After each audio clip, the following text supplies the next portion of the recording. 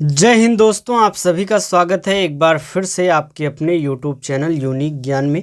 जो भी classes start हुई हैं, जिस भी सब्जेक्ट की सिलेबस कंप्लीट कर दिया गया है, आपके एग्ज़ाम नज़दीक आ गए हैं, इसलिए आपको प्रीवियस ईयर क्वेश्चन पेपर जितने हैं उनका सॉल्यूशन करा दिया जा रहा है, जिससे आपको पता चले कि किस प्रकार के प्रश्न हमारे क्वेश्चन पेपर्स में आ रहे हैं। और साथ ही साथ उन क्वेश्चंस का रिवीजन हो जाएगा, क्योंकि सॉल्यूशन आपको बताया जाएगा, हर एक क्वेश्चन अच्छे से समझाया जाएगा। अगर आप चैनल पर नए हैं तो चैनल को सब्सक्राइब कर लीजिए और आपको ये पीडीएफ नोट्स भी दिए जाएंगे। दो तरीके से दिए जाएंगे, एक प्रकार से फ्री का ऑफ कॉस्ट भी आपको दिया जा सकता है और आपको पेड में भी दिया गया है, जो कि जो लोग पेड ग्रुप में ऐड हैं उनको मिल ही जाएगा। फ्री ऑफ कॉस्ट कैसे मिलेगा ये नोट्स आपको, प्रीवियस ईयर क्वेश्चन पेपर का सोल्यूशन, ये आपको अभी हम लास्ट में बता देंगे। सबसे पहले हम क्वेश्चन पेपर को देखेंगे, कौन कौन से प्रश्न आए हैं, उसके बाद उसका सॉल्यूशन हम देखेंगे। यह जहाँ पर भी लिखित परीक्षा हो रही है सबके लिए इम्पॉर्टेंट एक प्रकार से पेपर है, क्योंकि सिलेबस आपका सेम है। नेशनलिज्म इन इंडिया पूरा सिलेबस अच्छे से कवर करा दिया गया है। पेपर सेकंड भी हिस्ट्री का अच्छे से कवर करा दिया गया है। अब हम क्वेश्चन पेपर देखेंगे प्रीवियस ईयर में किस प्रकार के प्रश्न आए हुए थे। सबसे पहले जो हमारा अति लघु उत्तरीय प्रश्न है, इसमें 10 प्रश्न आते हैं। सबसे पहला है 1857 का विद्रोह कहाँ और कब प्रारंभ हुआ था। Where was started the revolt of 1857 and when, अर्थात जो 1857 की क्रांति थी, जो विद्रोह था, वह कहाँ से प्रारंभ हुआ था और कब प्रारंभ हुआ था। दूसरा प्रश्न हमारा है भारतीय राष्ट्रीय कांग्रेस का प्रथम यूरोपीय अध्यक्ष कौन था। तीसरा प्रश्न क्या है हमारा, भारतीय राष्ट्रीय कांग्रेस का प्रथम अधिवेशन किस स्थान पर संपन्न हुआ। चौथा प्रश्न हमारा है उदारवादी नेताओं के 2 प्रमुख नेताओं के नाम लिखिए।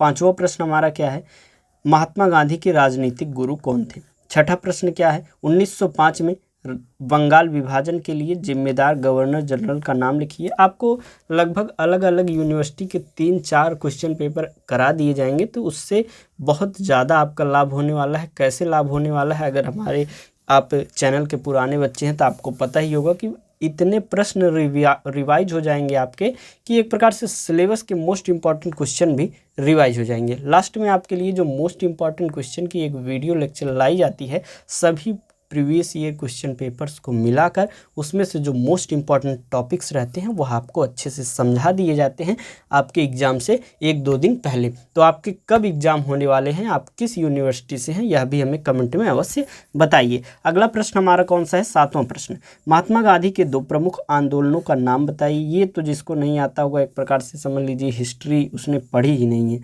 अगला प्रश्न हमारा क्या है, गीतांजलि के रचयिता कौन है। 9वां प्रश्न हमारा है मुस्लिम लीग का संस्थापक कौन था। और 10वां प्रश्न हमारा है पूर्ण स्वाधीनता का प्रस्ताव कहाँ और किसकी अध्यक्षता के पास हुआ है। बहुत से बच्चे कमेंट करते हैं सर ये जो आप पैटर्न बता रहे हैं, इस प्रकार से हमारे एग्जाम में पेपर नहीं आते हैं, हमारी यूनिवर्सिटी में से पेपर में क्वेश्चंस नहीं आते हैं। तो उनके लिए हमने बहुत बार बताया हुआ है कि आप सिलेबस पढ़िए, सिलेबस में इंपॉर्टेंट क्वेश्चंस जो बताए जा रहे हैं उसको ध्यान दीजिए। पैटर्न कैसा भी आए, प्रश्न यही सब आपको दिखेंगे। ये तो आपके अति लघु उत्तरीय प्रश्न 10 हो गए। अब चलिए हम देखते हैं लघु उत्तरीय में कौन कौन से प्रश्न किस प्रकार से आते हैं, फिर हम उसका सॉल्यूशन देखेंगे। दूसरा प्रश्न हमारा जो है 1857 के विद्रोह के स्वरूप का परीक्षण कीजिए, explain the nature of the revolt of 1857। तीसरा प्रश्न 1885 से 1905 तक भारतीय राष्ट्रीय कांग्रेस के कार्यक्रमों का वर्णन कीजिए, अर्थात 1885 में जब भारतीय राष्ट्रीय कांग्रेस बनी हुई थी, उसकी शुरुआत हुई थी, उसके बाद से 1905 जबकि बंगाल का विभाजन हुआ तब तक जो भी कार्यक्रम हुए उसका वर्णन हमें करना है। चौथा प्रश्न हमारा भारतीय राजनीति में उग्रवाद के उदय के कारणों का संक्षिप्त विवरण दीजिए। पांचवा प्रश्न है स्वदेशी आंदोलन के उद्देश्य एवं पद्धतियों की विवेचना कीजिए। छठा प्रश्न है होम रूल आंदोलन का संक्षिप्त विवरण दीजिए। सातवां प्रश्न है नेहरू रिपोर्ट का वर्णन दीजिए, इसकी असफलता के क्या कारण थे यह भी बताइए। आठवां प्रश्न है असहयोग आंदोलन के कार्यक्रमों का वर्णन कीजिए। नौवां प्रश्न आपका क्या है सूरत में कांग्रेस क्यों विभाजित हुई। ये तो आपके लघु उत्तरीय प्रश्न हो गए। अब हम देखेंगे दीर्घ उत्तरीय प्रश्न कौन कौन से आए थे, जिसमें से आपको एक करना होता है भारतीय राष्ट्रवाद के विकास के लिए उत्तरदायी विभिन्न कारकों का परीक्षण कीजिए। 11वां प्रश्न भारत में मुस्लिम सांप्रदायिकता के उदय और विकास की व्याख्या कीजिए। 12वां प्रश्न है discuss the role of Mahatma Gandhi in the Indian freedom movement, भारतीय स्वतंत्रता आंदोलन में महात्मा गांधी की भूमिका की विवेचना कीजिए। 13वां प्रश्न है, राष्ट्रवाद पर रविन्द्रनाथ टैगोर के विचारों पर एक निबंध लिखिए। ये आपका पूरा क्वेश्चन पेपर हो गया। अब हम शुरुआत से अति लघु उत्तरीय में हमारा पहला प्रश्न जो था उससे शुरू करते हैं और पूरे प्रश्नों का सॉल्यूशन अच्छे से देखते हैं, अच्छे से समझते हैं। पहला प्रश्न हमारा क्या था? 1857 का विद्रोह कहाँ और कब प्रारंभ हुआ था? 1857 का विद्रोह जो है मेरठ में 10 मई 1857 को प्रारंभ हुआ। यह विद्रोह भारतीय सिपाहियों द्वारा अंग्रेजों के खिलाफ किया गया, जो भारतीय राष्ट्रीय स्वतंत्रता संग्राम का एक महत्वपूर्ण अध्याय है। यह किसके द्वारा शुरू किया गया? सिपाहियों के द्वारा शुरू किया गया। सिपाहियों में कौन प्रमुख थे?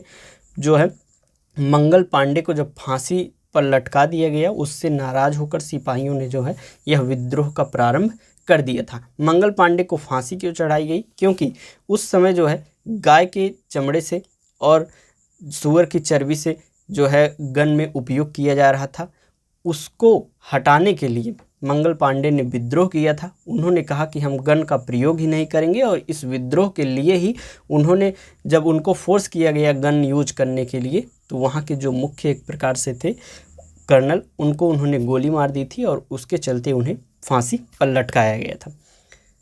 अगला प्रश्न हमारा है दूसरा, भारतीय राष्ट्रीय कांग्रेस का प्रथम यूरोपीय अध्यक्ष कौन था? भारतीय राष्ट्रीय कांग्रेस का प्रथम यूरोपीय अध्यक्ष जो था जॉर्ज यूल था। यह एक ब्रिटिश राजनेता और पत्रकार थे, जिन्होंने 1885 में कांग्रेस के प्रथम अधिवेशन में अध्यक्षता जो है की हुई थी। तीसरा प्रश्न है, भारतीय राष्ट्रीय कांग्रेस का प्रथम अधिवेशन किस स्थान पर संपन्न हुआ? भारतीय राष्ट्रीय कांग्रेस का प्रथम अधिवेशन बॉम्बे में 28 दिसंबर 1885 को संपन्न हुआ, और इस अधिवेशन की अध्यक्षता जो है किसने की हुई थी? इस अधिवेशन की अध्यक्षता जॉर्ज यूल ने की हुई थी। देखिए 1885 में भारतीय राष्ट्रीय कांग्रेस जो थी उसकी स्थापना की गई। 1885 के बाद हर वर्ष दिसंबर के महीने में एक अधिवेशन होता था। अधिवेशन जैसे कि पहला अधिवेशन हुआ, पहले अधिवेशन के समाप्त होते ही उसी समय डिसाइड कर लिया जाता था कि दूसरा अधिवेशन कहाँ पर होगा। तो अलग अलग स्थानों पर अलग अलग वर्ष में एक अधिवेशन अवश्य होता था। तो 1885 से 1905 तक लगातार हर वर्ष पर दिसंबर के महीने में एक अधिवेशन होता था। उसमें जो क्रांतिकारी होते थे, जो लोग होते थे, वह एक जो है लक्ष्य रखते थे, उसको प्राप्त करने के लिए, उसको मांग को पूर्ण कराने के लिए जो है उनके सामने अपने विचारों को रखते थे। चौथा प्रश्न है, उदारवादी आंदोलन के दो प्रमुख नेताओं के नाम लिखिए। तो उदारवादी आंदोलन के दो प्रमुख नेता कौन कौन से हैं? गोपाल कृष्ण गोखले, फिरोज शाह मेहता। इन नेताओं ने भारतीय राष्ट्रीय कांग्रेस में उदारवादी विचारों को बढ़ावा दिया और भारतीय स्वतंत्रता संग्राम में महत्वपूर्ण योगदान इन्होंने दिया हुआ था। वे संवैधानिक सुधारों और शिक्षा के प्रसार के समर्थक थे। अगर आपसे पूछा जाए कि दो उग्रवादी नेताओं के नाम बताइए, तो लाल बाल पाल तीन जो हैं वह उग्रवादी नेताओं के नाम में उनका नाम जो है एकदम ऊपर आता है। पांचवा प्रश्न हमारा है, महात्मा गांधी के राजनीतिक गुरु कौन थे? महात्मा गांधी के राजनीतिक गुरु गोपाल कृष्ण गोखले थे, जो उदारवादी नेता थे और साध्य एवं साधन दोनों की पवित्रता में वह विश्वास रखते थे। उनके विचारों से गांधी जी प्रेरित हुए और उन्होंने भारतीय स्वतंत्रता संग्राम में महत्वपूर्ण योगदान जो है दिया हुआ था। छठा प्रश्न है, 1905 में बंगाल विभाजन के लिए जिम्मेदार गवर्नर जनरल का नाम लिखिए। 1905 में बंगाल विभाजन के लिए जिम्मेदार गवर्नर जनरल लॉर्ड कर्जन थे। इन्होंने बंगाल को दो भागों में विभाजित करने का निर्णय लिया, जिससे भारतीयों में आक्रोश फैल गया और स्वतंत्रता संग्राम को एक प्रकार से बल मिला। 1905 में किसने बंगाल का विभाजन किया हुआ था? लॉर्ड कर्जन ने किया हुआ था। उसने एक कारण बताया कि यह क्षेत्र बहुत लंबा है, बहुत बड़ा है, इस क्षेत्र को एक लोग जो है इसको संभाल नहीं सकते हैं, इसलिए इसका विभाजन किया जा रहा है। परंतु उसका उद्देश्य कुछ और था, वह फूट डालकर राज करने की नीति को अपना रहा था। हिंदू और मुस्लिम दोनों में एक प्रकार से भड़का रहा था लोगों को एक दूसरे के प्रति, और फूट डालो राज करो नीति से वह आगे बढ़ रहा था।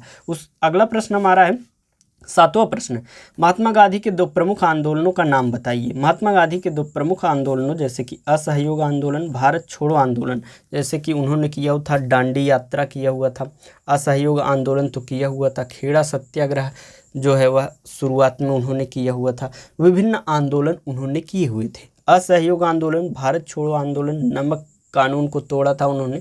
तो आपको इन दोनों के अतिरिक्त जो भी नाम अभी मन में आ रहे हों जो कि महात्मा गांधी ने आंदोलन किए हों वह कमेंट में हमें अवश्य बताइए। इससे क्या होगा, आपका रिवीजन भी हो जाएगा, आपको याद भी हो जाएगा। तो महात्मा गांधी के 2 प्रमुख आंदोलन कौन कौन से थे? सबसे बड़े जो थे असहयोग आंदोलन और भारत छोड़ो आंदोलन। असहयोग आंदोलन जो था वह आंदोलन 1920 में शुरू हुआ था, जिसमें गांधी जी ने अंग्रेजों के साथ सहयोग करने से इनकार कर दिया था। और भारत छोड़ो आंदोलन क्या था? यह आंदोलन 1942 में शुरू हुआ, जिससे गांधी जी ने अंग्रेजों को भारत से बाहर निकालने के लिए एक बड़े पैमाने पर आंदोलन का आह्वान एक प्रकार से किया हुआ था। अगला प्रश्न हमारा 8वां प्रश्न था, गीतांजलि के रचयिता कौन थे? गीतांजलि के रचयिता महान कवि और नोबेल पुरस्कार विजेता रविन्द्रनाथ टैगोर जी थे। यह काव्य संग्रह मूल रूप से बांग्ला में लिखा गया था और इसमें 157 गीत हैं। इस कृति के लिए रविन्द्रनाथ टैगोर को 1913 में नोबेल पुरस्कार से सम्मानित किया गया था। 9वां प्रश्न क्या है, मुस्लिम लीग के संस्थापक कौन थे? मुस्लिम लीग के संस्थापक मोहम्मद अली जिन्ना नहीं थे, बल्कि इसकी स्थापना 1906 में ढाका में हुई थी और इसके संस्थापकों में आगा खां, मोहम्मद अली जिन्ना और अन्य प्रमुख मुस्लिम नेता शामिल थे। अगर किसी से पूछा जाता है तो वह मुस्लिम लीग के संस्थापक सीधे मोहम्मद अली जिन्ना लिख देते हैं, जो कि नहीं थे। 1906 में ढाका में मुस्लिम लीग की स्थापना हुई थी और इसके संस्थापक में आगा खां एक प्रकार से प्रमुख भूमिका निभाते हैं। मोहम्मद अली जिन्ना बाद में इसके नेता बने और पाकिस्तान के संस्थापक के रूप में यह जाने गए। 10वां प्रश्न हमारा, पूर्ण स्वाधीनता का प्रस्ताव कहाँ और किसकी अध्यक्षता में पास हुआ था? पूर्ण स्वाधीनता का प्रस्ताव जो है लाहौर में जवाहरलाल नेहरू की अध्यक्षता में पास हुआ था। यह ऐतिहासिक अधिवेशन 31 दिसंबर 1929 को हुआ था, जिसमें कांग्रेस ने पूर्ण स्वराज को अपना मुख्य लक्ष्य घोषित किया था। और इस अधिवेशन में जवाहरलाल नेहरू ने अपने प्रेरक अध्यक्षीय भाषण में विदेशी शासन से मुक्ति के लिए संघर्ष करने का आह्वान जो है वह किया हुआ था। इसके बाद 26 जनवरी 1930 को पूरे राष्ट्र में पहला स्वतंत्रता दिवस मनाया गया। राष्ट्र में सबसे पहले स्वतंत्रता दिवस पूछा जाए कब मनाया गया, तो 26 जनवरी 1930 को ही मनाया गया था। ये आपके पूरे जो अति लघुत्तरीय प्रश्न थे उसके सॉल्यूशन आपने देख लिए। आपको समझ में आ गया होगा कि कितने सरल शब्दों में आपको कितने संक्षिप्त में एक एक टॉपिक को समझाया जा रहा है। और ऐसे 3-4 प्रीवियस ईयर क्वेश्चन पेपर करा दिए जाएंगे, जिससे आपको समझ में आ जाएगा और सभी प्रश्न आपके क्लियर हो जाएंगे। और गारंटी है इससे बाहर कुछ भी नहीं आने वाला है, इसलिए बस आप ध्यान से यह जो कराया जा रहा है, जो पढ़े हुए हैं उनके लिए तो बहुत ज़्यादा बेहतरीन है, उनका रिवीजन हो जा रहा है। जो बिल्कुल भी नहीं पढ़े हैं उनके लिए भी बहुत बेहतरीन है। इससे बाहर क्योंकि कुछ आने वाला नहीं है। अगर इससे बाहर जो भी टॉपिक आते हैं आप कमेंट में हमें बताइएगा, क्योंकि जो प्रीवियस ईयर क्वेश्चन पेपर देखा गया है कि सेम ईयर में भी अलग अलग यूनिवर्सिटी में जो है क्वेश्चंस रिपीट हो जाते हैं। जो कि पिछले जो पढ़ रहे हैं हमसे उनको पता होगा कि कैसे हमने बताया हुआ है हर चीज़। दूसरा प्रश्न, लघुत्तरी का पहला प्रश्न जो है 1857 के विद्रोह के स्वरूप का परीक्षण कीजिए। तो 1857 के विद्रोह का जो स्वरूप था वह एक जटिल और बहुस्तरीय घटना थी, जिसमें विभिन्न कारकों और तत्वों ने भूमिका निभाई। यहाँ इसके स्वरूप का परीक्षण जो है किया जा सकता है। सबसे पहला, सैनिक विद्रोह।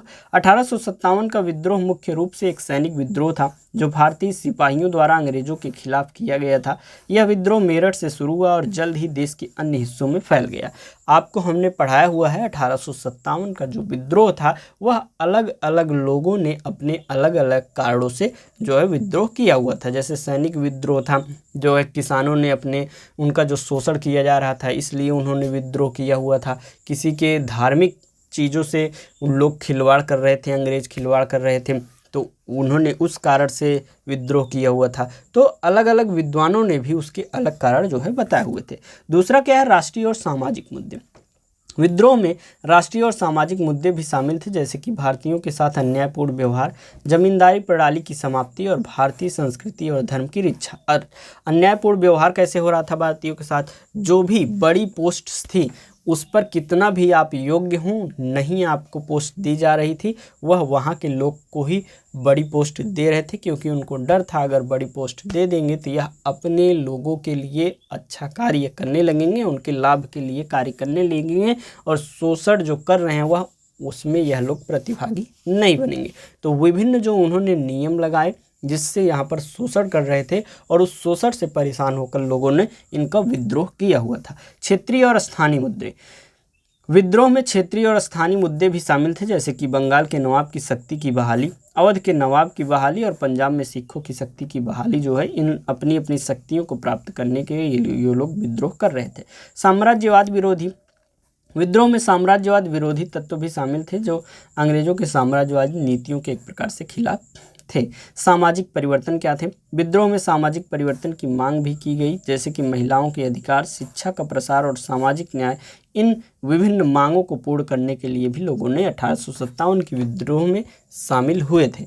अगला है सीमित सफलता। विद्रोह की सफलता जो है सीमित थी, क्योंकि इसमें विभिन्न समूहों और नेताओं के बीच एकता की कमी थी, जो कि हमने आपको बताया कि लोग अलग अलग अपने अपने कारणों से विद्रोह में शामिल हुए थे, उनके पास एकता की कमी थी। अगर एकजुट होकर किसी एक लीडर के नेतृत्व में वह कार्य किए होते तो 1857 में ही हमारा देश जो है वह आज़ाद हो गया होता। इसके अलावा अंग्रेजों ने विद्रोह को दबाने के लिए मजबूत सैन्य बल का प्रयोग किया हुआ था। दीर्घकालिक प्रभाव।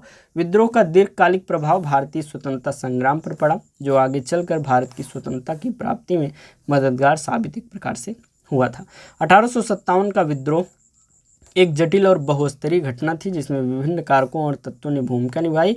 इसका स्वरूप जो है सैनिक विद्रोह, राष्ट्रीय और सामाजिक विद्रोह, क्षेत्रीय और स्थानीय मुद्दों, साम्राज्यवादी विरोध, सामाजिक परिवर्तन, सीमित सफलता और दीर्घकालिक प्रभाव से बना हुआ था। और नेक्स्ट क्वेश्चन हमारा है 1885 से 1905 तक भारतीय राष्ट्रीय कांग्रेस के कार्यक्रमों का वर्णन कीजिए। 1885 में हमने बताया भारतीय राष्ट्रीय कांग्रेस जो है उसकी स्थापना हुई थी। उसके बाद हर वर्ष एक अधिवेशन होता था। अधिवेशन में वह अपने एक लक्ष्य को निर्धारित करते थे, अपनी मांग को वह जो है अंग्रेज सरकार के समक्ष रखते थे।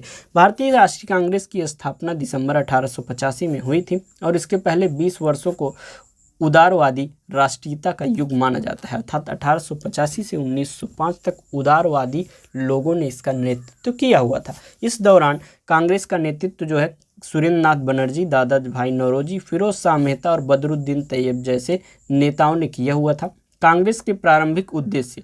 कांग्रेस के प्रथम अधिवेशन में अध्यक्ष श्री व्योमेश चंद्र बनर्जी ने कांग्रेस के प्रारंभिक उद्देश्यों को निम्नलिखित रूप से घोषित किया हुआ था। सबसे पहला उनका उद्देश्य क्या था? देश के हित में लगे हुए विभिन्न भागों के कार्यकर्ताओं में पारस्परिक घनिष्ठता और मित्रता बढ़ाना, अर्थात जो भी देश के हित में कार्य कर रहे हैं उनके मध्य कोई भी विभिन्नता ना हो, उनके मध्य जो है मित्रता होनी चाहिए। सभी देश प्रेमियों में जाति, धर्म और प्रांत संबंधी दूषित संस्कारों को समाप्त करना और राष्ट्रीय एकता की भावना को विकसित करना। तत्कालीन महत्वपूर्ण व आवश्यक सामाजिक प्रश्नों पर भारत के शिक्षित वर्गों के विचार को अच्छी तरह वाद विवादों के बाद लिपिबद्ध करना। आगामी वर्ष के उन साधनों तथा कार्यक्रमों पर विचार करना जिनके अंतर्गत देश के राजनेता देश हित संबंधी कार्य कर सकें। कांग्रेस द्वारा प्रस्तुत मांगे कौन कौन सी थी? सबसे पहला, सेना पर व्यय कम किया जाए, भारत मंत्री की परिषद को समाप्त किया जाए, ICS की परीक्षा जो है इंग्लैंड के साथ साथ भारत में की जाए, 1861 में स्थापित विधान परिषदों का सुधार व विस्तार किया जाए, न्याय और शासन विभाग जो है अलग अलग होने चाहिए, भारतीयों को सैनिक प्रशिक्षण दिया जाए, प्रशासनिक व्ययों में जो है कमी की जाए, भारतीय उद्योगों को संरक्षण प्रदान किया जाए, उच्च पदों पर भारतीयों को भी नियुक्त किया जाए, समाचार पत्रों पर से प्रतिबंध हटाया जाए, अनाज का निर्यात समाप्त किया जाए, किसानों को कम ब्याज पर ऋण प्रदान किए जाएं। ये सभी प्रारंभिक मांगे थी उदारवादी नेताओं की। एक और मांग थी भूमि पर लगान की उचित दर जो है निर्धारित की जाए। इन मांगों के अलावा कांग्रेस 1898 के षड्यंत्रकारी सभा अधिनियम और 1904 के अधिकारी वेद अधिनियम को समाप्त करने की भी मांग की हुई थी। इस प्रकार से 1885 से 1905 तक, जब तक बंगाल विभाजन नहीं हो गया तब तक जो है क्या हुआ कि उदारवादी नेताओं का एक प्रकार से नेतृत्व चल रहा था। 1905 में जब बंगाल विभाजन हो गया उसके बाद स्वदेशी आंदोलन चलाया गया। स्वदेशी आंदोलन में उदारवादी नेताओं का क्या कहना था कि ये सिर्फ बंगाल में चलाया जाए, परंतु उग्रवादी जो नेता उस समय उभर रहे थे उन्होंने कहा पूरे देश में चलाया जाए, जिससे इनको समझ में आए और सभी लोग एक हो सकें, वह स्वदेशी अपनाएं, विदेशी चीज़ों का बहिष्कार करें। तो धीरे धीरे वहाँ से उग्रवादी नेताओं का प्रभाव बढ़ा। 1907 में सूरत विभाजन हुआ, जहां पर नरम दल और गरम दल, दो दलों में कांग्रेस विभाजित हो गई। आगे जाकर लखनऊ पैक्ट में वह एक हुए। ये सभी चीज़ें आपको चैप्टर वाइज पढ़ाई गई हैं। आप सिलेबस जो बताया गया है प्लेलिस्ट में आप चेक करेंगे तो पूरा चैप्टर वाइज हर एक सिलेबस के टॉपिक जो है अच्छे से आपको बताया गया है। आगे हम देखेंगे भारतीय राजनीति में उग्रवाद के उदय के कारणों का संक्षिप्त विवरण दीजिए। सामाजिक और आर्थिक कारण। गरीबी और असमानता। देश में गरीबी और आर्थिक असमानता की बढ़ती दर ने लोगों में असंतोष और आक्रोश को बढ़ावा दिया। अर्थात जैसे कोई भी व्यक्ति हो, किसी नेतृत्व में, किसी के लीडर के नेतृत्व में वह कार्य कर रहा हो और बहुत वर्ष कार्य करने के बाद भी उसको कुछ भी रिजल्ट नहीं मिल रहा हो, तो वह क्या होगा? वह सबसे पहले अनसेटिस्फाइड, एक प्रकार से असंतोष हो जाएगा और उसके मन में आक्रोश की भावना आ जाएगी कि हम जो है कार्य भी कर रहे हैं, हमारा शोषण तब भी हो रहा है, हमें कोई भी लाभ नहीं हो रहा है। तो उसके मन में असंतोष की भावना आ गई और वह उग्रवादी विचारधारा की तरफ बढ़ने लगे। दूसरा क्या कारण रहा उग्रवादी विचारधारा का जन्म लेने का? शिक्षा और रोजगार की कमी। शिक्षा और रोजगार की कमी ने युवाओं में निराशा और आक्रोश को बढ़ा दिया। तीसरा है जाति और धर्म के आधार पर भेदभाव। जाति और धर्म के आधार पर भेदभाव ने समाज में विभाजन और असंतोष को बढ़ावा दिया। राजनीतिक कारण क्या रहे? ब्रिटिश शासन की नीतियाँ। ब्रिटिश शासन की नीतियों ने भारतीयों को अपने अधिकारों और स्वतंत्रता से वंचित कर दिया। राष्ट्रीय आंदोलन की धीमी गति। राष्ट्रीय आंदोलन की धीमी गति ने उग्रवादी तत्वों को बढ़ावा दिया। तीसरा है राजनीतिक दलों की कमजोरी। राजनीतिक दलों की कमजोरी और आपसी मतभेद ने उग्रवादी तत्वों को बढ़ावा दिया। आर्थिक कारण क्या क्या रहे? आर्थिक शोषण जो हो रहा था, ब्रिटिश शासन के दौरान आर्थिक शोषण ने भारतीयों को गरीबों और असमानता की ओर धकेल दिया। उद्योगों की कमी ने रोजगार की कमी को बढ़ावा दिया। कृषि संकट ने किसानों को आर्थिक संकट में डाल दिया। अन्य कौन कौन से कारण रहे? सबसे पहला विदेशी प्रभाव जैसे कि रूसी क्रांति और आयरलैंड की स्वतंत्रता आंदोलन ने उग्रवादी विचारों को बढ़ावा दिया। अर्थात वही समय था जब रूस की क्रांति चल रही थी, आयरलैंड में स्वतंत्रता आंदोलन विभिन्न हो रहे थे और उसका रिजल्ट भी लोगों को देखने को मिल रहा था। तो उन्होंने क्या किया, क्यों ना हम भी उग्रवादी विचारधारा को अपनाएं और उग्र तरीके से अपनी स्वतंत्रता की मांग करें। दूसरा कारण और क्या था? मीडिया और संचार के विकास ने उग्रवादी विचारों को फैलाने में मदद किया। कुछ नेताओं की भूमिका ने उग्रवादी आंदोलनों को बढ़ावा दिया और इन कारणों ने मिलकर भारतीय राजनीति में उग्रवाद के उदय में योगदान दिया। आगे हम समझेंगे। अगला हमारा टॉपिक है 5वां, स्वदेशी आंदोलन के उद्देश्य एवं पद्धतियों की विवेचना कीजिए। स्वदेशी आंदोलन जो है भारतीय स्वतंत्रता संग्राम का एक महत्वपूर्ण अध्याय है, जिसका उद्देश्य ब्रिटिश शासन का विरोध करना और स्वदेशी उद्यम, राष्ट्रीय शिक्षा, भारतीय भाषाओं के प्रयोग एवं स्वयं सहायता के विचारों को एक प्रकार से प्रोत्साहन देना था। इस आंदोलन की शुरुआत 7 अगस्त 1905 को कलकत्ता टाउन हॉल में हुई थी, जब बंगाल के विभाजन के विरोध में लोगों ने स्वदेशी और बहिष्कार आंदोलन को अपनाया हुआ था। जो कि हमने आपको बताया कि 1905 में बंगाल विभाजन हुआ और उसका विद्रोह करने के लिए लोगों ने स्वदेशी आंदोलन और बहिष्कार आंदोलन को अपनाया। स्वदेशी आंदोलन में अर्थात अपने देश की चीज़ें ही यूज करना, बहिष्कार आंदोलन का अर्थ है कि विदेशी चीज़ों का यूज करना बंद कर देना। तो उन्होंने इस प्रकार से उनका विद्रोह करना शुरू किया। स्वदेशी आंदोलन के उद्देश्य क्या क्या थे? सबसे पहला ब्रिटिश शासन का विरोध करना, दूसरा स्वदेशी उद्यम को बढ़ावा देना, तीसरा राष्ट्रीय शिक्षा को प्रोत्साहित करना, चौथा भारतीय भाषाओं के प्रयोग को बढ़ाना, स्वयं सहायता के विचारों को प्रोत्साहित करना। स्वदेशी आंदोलन की पद्धतियाँ क्या क्या थी? देश में उत्पादित वस्तुओं का उपयोग करना, ब्रिटिश माल का बहिष्कार करना, स्वदेशी उद्यमों की स्थापना करना, राष्ट्रीय शिक्षा के संस्थानों की स्थापना करना, भारतीय भाषाओं के प्रयोग को बढ़ावा देने के लिए साहित्यिक और सांस्कृतिक कार्यक्रम आयोजित करना। इन पद्धतियों के माध्यम से स्वदेशी आंदोलन ने भारतीयों को अपनी अर्थव्यवस्था और संस्कृति को मजबूत बनाने के लिए प्रेरित किया और स्वतंत्रता संग्राम में महत्वपूर्ण भूमिका जो है इस आंदोलन ने निभाया हुआ था। अगला प्रश्न हमारा है 6ठा, होम रूल आंदोलन का संक्षिप्त विवरण दीजिए। सबसे महत्वपूर्ण प्रश्न आपके दिमाग में क्या चल रहा होगा? मुझे पता है कि सर क्या यह नोट्स जो सॉल्यूशन आप करा रहे हैं वह मुझे मिलेगा? जो लोग जैसे देखिए जो 25 रुपये में आपको नोट्स दिए जा रहे हैं उस ग्रुप में जो जुड़े हैं उनको तो मिल ही जाएंगे। बाकी जो फ्री ऑफ कॉस्ट चाहते हैं वह टेलीग्राम चैनल जो है ज्वाइन कर लीजिए। इस वीडियो को लाइक कर दीजिए और एक कमेंट कर दीजिए। 100 लाइक और 100 कमेंट जैसे ही कंप्लीट हो जाएगा जिस भी प्रीवियस ईयर क्वेश्चन पेपर के सॉल्यूशन पे हज़ारों लोग आप देखते हैं, आपको मेहनत भी नहीं करनी होगी, बस लाइक कर दीजिएगा वीडियो को और कमेंट अवश्य करिएगा एक कि क्लास कैसे लगी या प्रीवियस ईयर क्वेश्चंस कैसे आपको हेल्प करते हैं, या क्वेश्चन कराते समय जो भी आपसे प्रश्न पूछा जाता है उसका आंसर आप बता दीजिएगा। 100 लाइक जैसे ही कंप्लीट हो जाएगा आपको उस टेलीग्राम चैनल पर फ्री ऑफ कॉस्ट ये जो सॉल्यूशन है आपको भेज दिया जाएगा। ठीक है, PDF आपको अगर आपके कमेंट आए ज़्यादा तो आपको जो सीरीज है उसकी भी PDF उस टेलीग्राम चैनल पर फ्री ऑफ कॉस्ट अपलोड की जाएगी। ठीक है, और कुछ भी आपको चाहिए होगा तो वह भी आप कमेंट में बता दीजिएगा।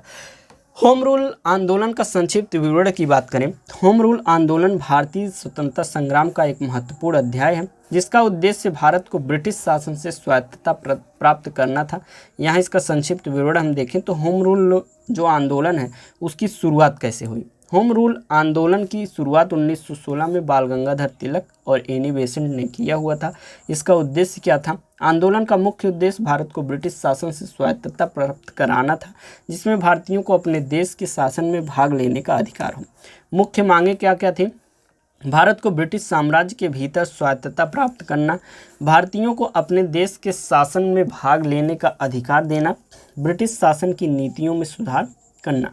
आंदोलन की रणनीति, आंदोलन की रणनीति में शामिल थे सत्याग्रह और अहिंसात्मक प्रतिरोध, जन जागरूकता अभियान, सार्वजनिक सभाएं और प्रदर्शन जो हैं आंदोलन में रणनीति के तौर पर अपनाई गई थी। और इसके परिणाम क्या देखने को मिले? होम रूल आंदोलन के परिणाम स्वरूप भारतीयों में राष्ट्रीय चेतना बढ़ी, ब्रिटिश शासन की नीतियों में सुधार हुआ, भारत की स्वतंत्रता की दिशा में एक महत्वपूर्ण कदम जो है बढ़ाया गया। महत्व की बात करें तो होम रूल आंदोलन का महत्व क्या था? यह भारतीय स्वतंत्रता संग्राम का एक महत्वपूर्ण अध्याय है। इसने भारतीयों में राष्ट्रीय चेतना बढ़ाई, यह भारत की स्वतंत्रता की दिशा में एक महत्वपूर्ण कदम था। नेहरू रिपोर्ट का वर्णन कीजिए, आपका अगला प्रश्न, और इसकी असफलता के क्या कारण रहे? तो जो नेहरू रिपोर्ट थी एक महत्वपूर्ण दस्तावेज है जो कि 1928 में भारतीय राष्ट्रीय कांग्रेस द्वारा तैयार किया गया था। इसका उद्देश्य भारत के लिए एक संविधान का मसौदा तैयार करना था जो देश को ब्रिटिश शासन से स्वतंत्रता प्राप्त करने में मदद करेगा। नेहरू रिपोर्ट की मुख्य विशेषताओं की बात करें तो सबसे पहला यह संविधान का मसौदा था। रिपोर्ट में भारत के लिए एक संविधान का मसौदा तैयार किया गया था जिसमें देश के शासन के लिए एक संघीय प्रणाली का प्रस्ताव किया गया था। दूसरा है यह स्वायत्तता। रिपोर्ट में भारत को ब्रिटिश साम्राज्य के भीतर स्वायत्तता प्राप्त करने का प्रस्ताव किया गया था। तीसरा है प्रांतीय स्वायत्तता। रिपोर्ट में प्रांतीय स्वायत्तता का प्रस्ताव किया गया था जिसमें प्रांतों को अपने मामलों में अधिक शक्ति दी जाएगी। चौथा है सामाजिक और आर्थिक सुधार। रिपोर्ट में सामाजिक और आर्थिक सुधार को प्रस्ताव किया गया था जैसे कि जमींदारी प्रणाली की समाप्ति और श्रमिकों के अधिकारों की रक्षा। नेहरू रिपोर्ट की असफलता के कारण की बात करें तो सबसे पहला है मुस्लिम लीग का विरोध। मुस्लिम लीग ने नेहरू रिपोर्ट का विरोध किया क्योंकि इसमें मुसलमानों के लिए अलग निर्वाचन क्षेत्रों का प्रस्ताव नहीं किया गया था। दूसरा है ब्रिटिश सरकार का विरोध। ब्रिटिश सरकार ने नेहरू रिपोर्ट को अस्वीकार कर दिया क्योंकि इसमें भारत को स्वायत्तता प्राप्त करने का प्रस्ताव किया गया था। तीसरा है राष्ट्रीय कांग्रेस के भीतर मतभेद। राष्ट्रीय कांग्रेस के भीतर मतभेद जिससे नेहरू रिपोर्ट को लागू करने में कठिनाई हुई। चौथा है समय और परिस्थितियों की कमी। नेहरू रिपोर्ट को तैयार करने के लिए समय और परिस्थितियों की कमी थी जिससे इसमें कई महत्वपूर्ण मुद्दों को शामिल नहीं किया जा सका। नेहरू रिपोर्ट की असफलता के बावजूद यह भारतीय स्वतंत्रता संग्राम में एक महत्वपूर्ण दस्तावेज है जिसने देश के लिए एक संविधान का मसौदा तैयार करने में मदद किया हुआ था। आठवां प्रश्न आपका क्या है? असहयोग आंदोलन के कार्यक्रमों का वर्णन कीजिए। असहयोग आंदोलन भारतीय स्वतंत्रता संग्राम का एक महत्वपूर्ण अध्याय है जिसका उद्देश्य ब्रिटिश शासन का विरोध करना और भारतीयों को अपने अधिकारों के लिए लड़ने के लिए प्रेरित करना था। यहाँ इसके कार्यक्रमों का वर्णन है जैसे कि असहयोग आंदोलन के मुख्य कार्यक्रम क्या क्या रहे। सबसे पहला विदेशी वस्त्रों का बहिष्कार। भारतीयों से आग्रह किया गया कि वे विदेशी वस्त्रों का बहिष्कार करें और स्वदेशी वस्त्रों का उपयोग करें। दूसरा क्या था? शिक्षा और न्यायपालिका का बहिष्कार। भारतीयों से आग्रह किया गया कि वे सरकारी शिक्षा संस्थानों और न्यायपालिका का बहिष्कार करें। तीसरा है चुनावों का बहिष्कार। भारतीयों से आग्रह किया गया कि वे सरकारी चुनावों में भाग नहीं लें। चौथा करों का न देना। भारतीयों से आग्रह किया गया कि वे सरकार को करों का भुगतान न करें, अर्थात पूर्णतः उनका क्या कर दिए, असहयोग कर दिए। किसी का असहयोग न करना अर्थात उसका कोई लाभ का कार्य न करना, उसके फेवर में कोई कार्य करना, एक प्रकार से पूर्णतः उसको इग्नोर कर देना। पांचवा है सैनिकों का त्याग। भारतीय सैनिकों से आग्रह किया गया कि वे ब्रिटिश सेना को छोड़ दें। छठा है राष्ट्रीय शिक्षा के लिए संस्थानों की स्थापना जो है वह की गई। सातवां है स्वदेशी उद्योगों का समर्थन किया गया। स्वदेशी उद्योगों को समर्थन देने के लिए अभियान चलाए गए। ग्रामीण क्षेत्रों में काम करने के लिए अभियान चलाए गए। महिलाओं की भागीदारी, महिलाओं को आंदोलन में भाग लेने के लिए प्रेरित किया गया। और 10वां है सत्याग्रह और अहिंसा। सत्याग्रह और अहिंसा सिद्धांतों को जो है इसमें अपनाया गया था। असहयोग आंदोलन जो हुआ उसके परिणाम क्या क्या रहे? सबसे पहला, ब्रिटिश शासन को कमजोर किया गया। दूसरा है भारतीयों में राष्ट्रीय चेतना बढ़ी। तीसरा है स्वतंत्रता संग्राम को मजबूती मिली। चौथा है महात्मा गांधी की लोकप्रियता बढ़ी। असहयोग आंदोलन भारतीय स्वतंत्रता संग्राम का एक महत्वपूर्ण अध्याय है जिसने देश को स्वतंत्रता की दिशा में एक महत्वपूर्ण कदम बढ़ाया। आगे हम बात करेंगे। हमारा अगला प्रश्न है सूरत में कांग्रेस क्यों विभाजित हुई? सूरत में कांग्रेस का विभाजन 1907 में हुआ था। हमने पूरी कहानी की तरह आपको बताया था कि 1905 में कांग्रेस का एक प्रकार से जो बंगाल का विभाजन हुआ, उसके बाद स्वदेशी और बहिष्कार आंदोलन जो है विद्रोह में चलाए गए। वहाँ से दो गुट बन गए एक ही कांग्रेस में, और दोनों की अलग अलग विचारधारा थी, और उस आंदोलन को लेकर विचारधारा में मतभेद होते होते दोनों के मध्य जो है क्या हो गया, विभाजन हो गया। कब हुआ? 1907 में। किस अधिवेशन में हुआ? सूरत के अधिवेशन में हुआ। इसका मुख्य कारण क्या था? गरम दल और नरम दल के बीच मतभेद। गरम दल के नेता जो है लोकमान्य तिलक, लाला लाजपत राय और बिपिन चंद्र पाल, जो कि लाल बाल पाल के नाम से एक प्रकार से प्रसिद्ध हैं। जबकि नरम दल के नेता गोपाल कृष्ण गोखले, दोनों दलों के बीच स्वराज्य की प्राप्ति के लिए आंदोलन और अध्यक्ष पद के चुनाव को लेकर मतभेद थे। सूरत अधिवेशन में नरम दल ने डॉक्टर रास बिहारी बोस को अध्यक्ष बनाने का फैसला किया, जबकि गरम दल ने लोकमान्य तिलक को अध्यक्ष बनाना चाहा था। इस मतभेद के कारण अधिवेशन से पहले ही दोनों दलों में भयंकर मारपीट हो गई, जिसके परिणाम स्वरूप कांग्रेस का विभाजन हो गया, और यह विभाजन कांग्रेस के इतिहास में एक महत्वपूर्ण मोड़ था। लेकिन बाद में 1916 में लखनऊ अधिवेशन में दोनों का पुनः एक प्रकार से विलय हो गया। यह तो हो गया पूरा क्वेश्चन पेपर, जो कि आपको सोल्यूशन अच्छे से बताए गए। अभी आपके मन में एक प्रश्न होगा, अभी तक हमने कुछ नहीं पढ़ा हुआ है तो तैयारी हम कैसे करें? मात्र 2 घंटे में आप किसी भी विषय की तैयारी कर सकते हैं। 100% गारंटी के साथ यहाँ पर कहा जा रहा है, तो आप उसका विश्वास करिए और जो बताया जा रहा है उसको फॉलो कीजिए और अच्छा अंक प्राप्त करिए। सबसे पहले क्या करना है, किसी भी विषय के जो प्रीवियस ईयर क्वेश्चन पेपर कराए जा रहे हैं उसका सोल्यूशन देख लीजिए। मोस्ट इम्पॉर्टेंट क्वेश्चन वीडियो जो लाई जाएगी उसको देख लीजिए, और नोट्स आप रिवीजन कर सकते हैं। अगर आप चाहें तो नोट्स आप लेकर रिवीजन कर सकते हैं, और जो पहले से पढ़े हुए हैं उनके लिए तो ये सभी चीज़ें रामबाण शामिल होंगी।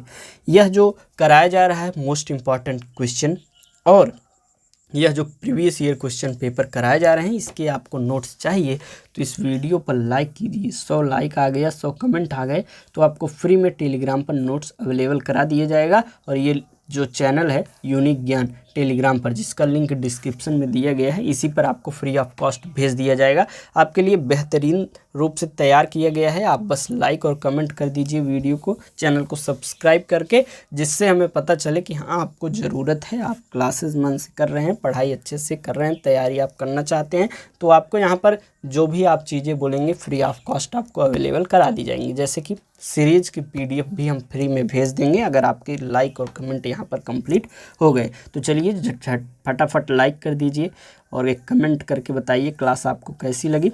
मिलते हैं नेक्स्ट वीडियो में। बाकी जो नोट्स लेना चाहें चैप्टर वाइज वो मात्र 25 रुपये में ले ही सकते हैं। मिलते हैं नेक्स्ट वीडियो में, तब तक चैनल पर बने रहिए, वीडियो लाइक कीजिए, कमेंट कीजिए, फ्री में नोट्स पाइए। धन्यवाद।